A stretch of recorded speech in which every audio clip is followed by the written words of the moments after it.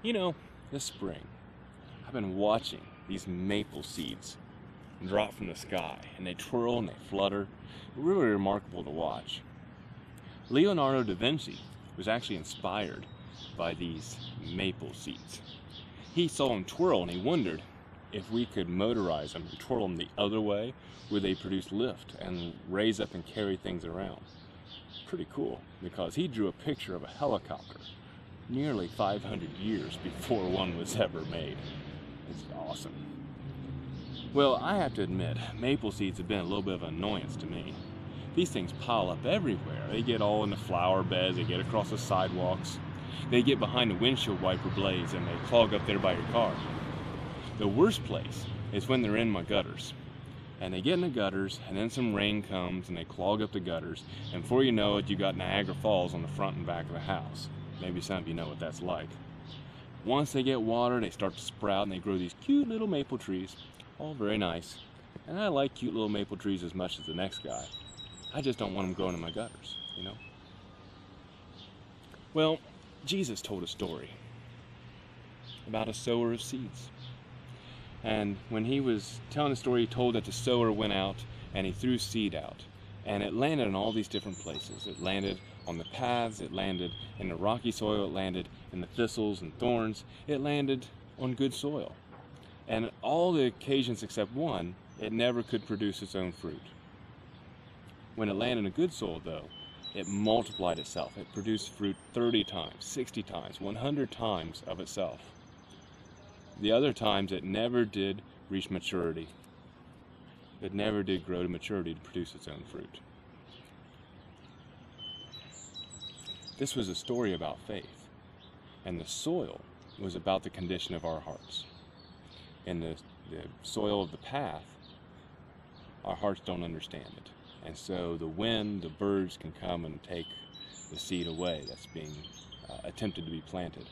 In the rocky soil, it's those of us who receive it, and they receive it joyfully, but then when the hard times come, it goes away.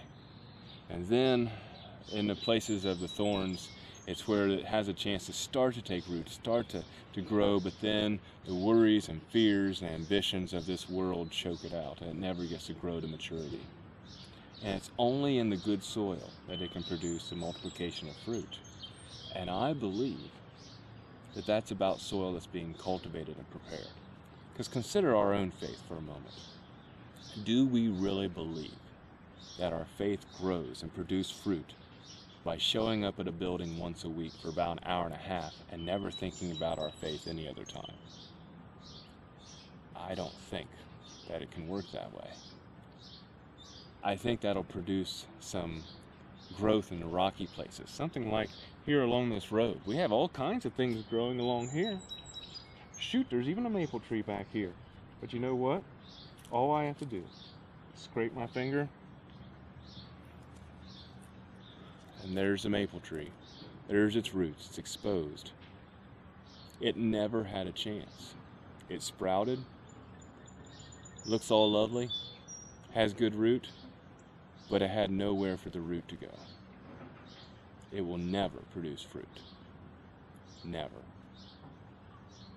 If we assume that our faith is going to grow to a point that we produce fruit, that we produce more people who follow Jesus by just showing up to church once a week, or showing up in front of our television, or showing up to this other event, and assume that's how our faith is going to grow by just once in a while, happenstance, we will never produce fruit. For this tree to produce fruit, it needs cultivated soil. It needs soil that's been prepared for it.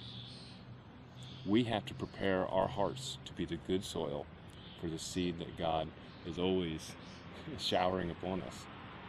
It's up to us to be good places for the seed to take root. It's up to us.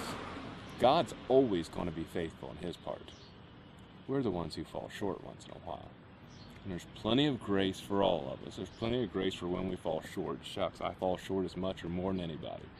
But I also realize there's an importance to me keeping my soil cultivated and watered and nourished in all the ways it needs, so that the seed can take root and grow and produce more seed, and thus produce hopefully, more disciples, more followers of Jesus. So I hope, as we see seeds fly through the air of all kinds, maybe we can remember how important it is for the seeds of God to have good soil to land on and take root.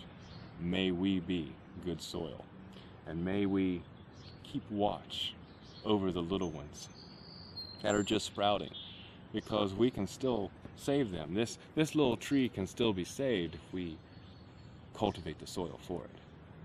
You got my meaning? There are a lot of little ones out there with just a little bit of faith, and if we could cultivate it, they too can produce much fruit. So happy cultivating. Keep your soil well plowed and well nourished.